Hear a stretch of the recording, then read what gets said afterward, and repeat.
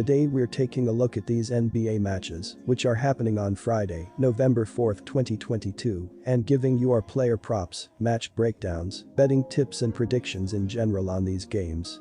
Welcome back to High Stakes, let's get straight into it. Also, don't forget to subscribe and push that notification bell to get notified as soon as we release these sport prediction videos, and if you would like more betting tips and predictions, then check out our Patreon in the link down below. Our new Patreon is a way for us to help you improve your chances of making more money.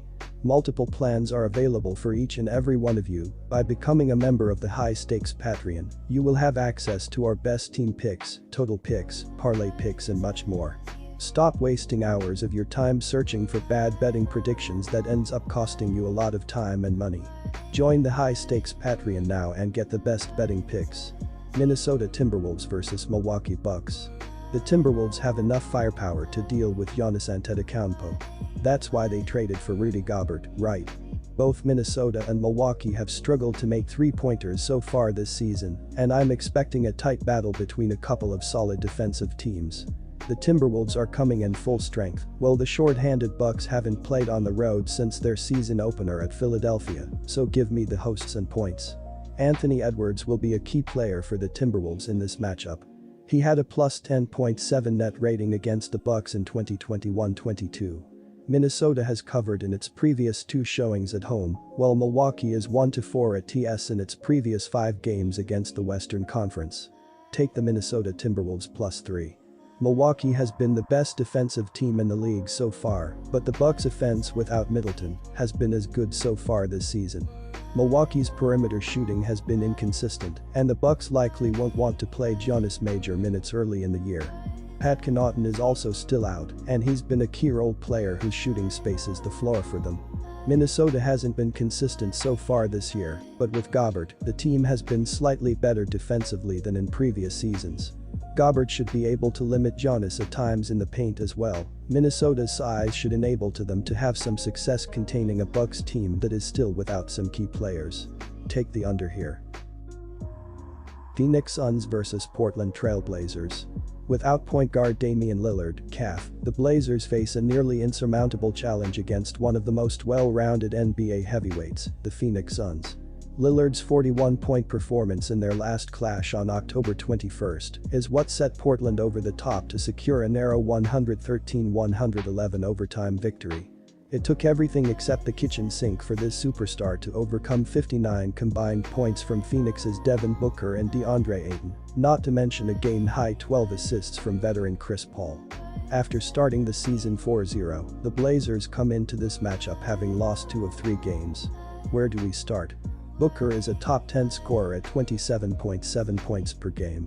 Paul leads the league in assists averaging 11 each night. The Suns as a whole led the NBA in both net rating, 11.9, and offensive rating, 118.3, to go along with a top 5 defense. No team averages more points, 118.3, a better shooting percentage, 48.8, nor a higher AST-TOV ratio.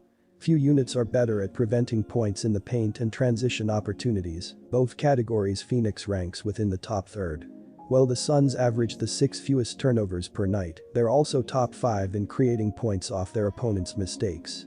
Phoenix comes into this matchup with 5 straight wins and a 6-1 record. It's impossible to rely on many of Portland's metrics with Lillard out of the picture. If the Blazers have any hope to cover, they have to take advantage on the break and find ways to make this a dogfight. Typically, they get to the line as much as any team in the league per game, 28.4 FTA. Portland also ranks in the top third in second chance points, 16.1 ppg, and transition buckets, 17.7 ppg. If they can't keep that up, the Suns will drown them.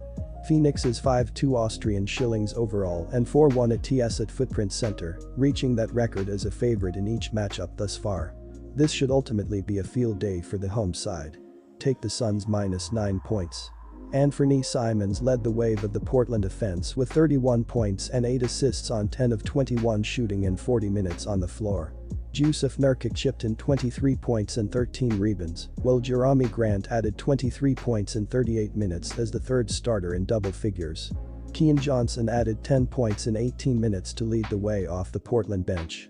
The Phoenix Suns continue a homestand Friday night with only one loss through 6 games played, riding a 5-game win streak following their 9-point win over Minnesota.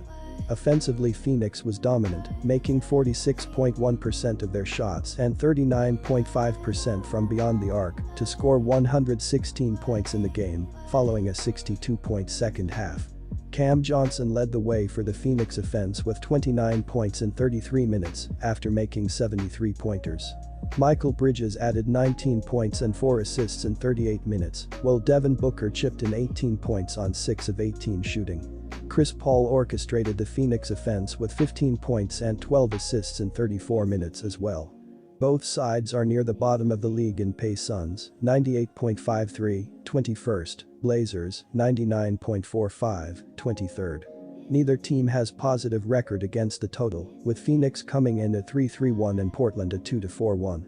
Both sides fell short of the over in their last contest, with a total set at 223 or lower. Knowing that 3 of the Blazers' last 5 games have ended under the total, paired with the fact they're nowhere near full strength, the play is pretty clear. Take the under 223. Los Angeles Lakers vs Utah Jazz.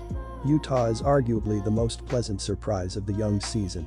The Jazz score 112.9 points per 100 possessions, 14th in the NBA, on 46.0% shooting from the field, tied 19th, and 36.1% from downtown, 14th, to go with 27.6 assists, 5th, and 9.1 steals, 3rd. They also ranked 10th in the league in defensive efficiency, 109.8 points per 100 possessions, and 4th in the opposing three-point percentage, 32.3%. The Lakers have hit a 120-point mark in 2 straight games, but they still own the worst offensive rating in the NBA, tallying just 101.9 points per 100 possessions.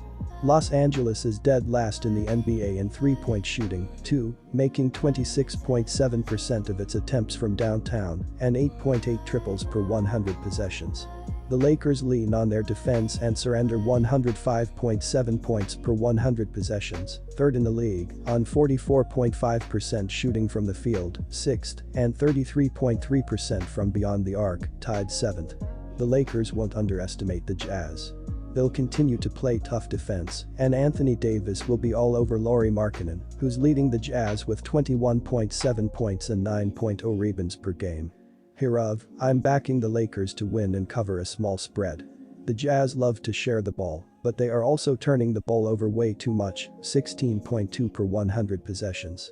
Utah will struggle against LA's defense, while the Lakers are slowly but surely turning the corner on the offensive side of the ball. Take the Los Angeles Lakers minus 2.5 points. The Mavericks caught up to the Jazz from a 15-point third-quarter deficit to take the lead with less than 8 minutes to play in the game. For the Jazz, Jordan Clarkson scored 22 points and had 8 assists. A late-game three-pointer for the Jazz failed to meet its mark and forced overtime. Off the bench, Colin Sexton came in to score 19 for the Jazz. Walker Kessler did not play and could have helped with rebounds, but no indication was made for not playing Kessler. The Lakers narrowly beat the New Orleans Pelicans 4-3 in overtime at home on Wednesday night.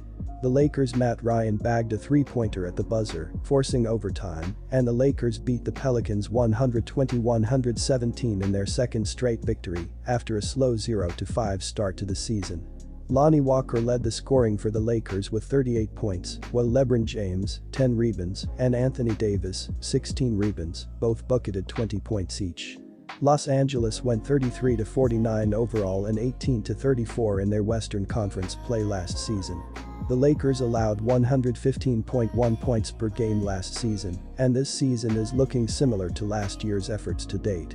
Usually, if both teams don't have solid defenses, the point total goes over, but in this case, the Lakers have one of the best defensive rebound stats in the league, ranked number 2 at 37.9 DRs per game.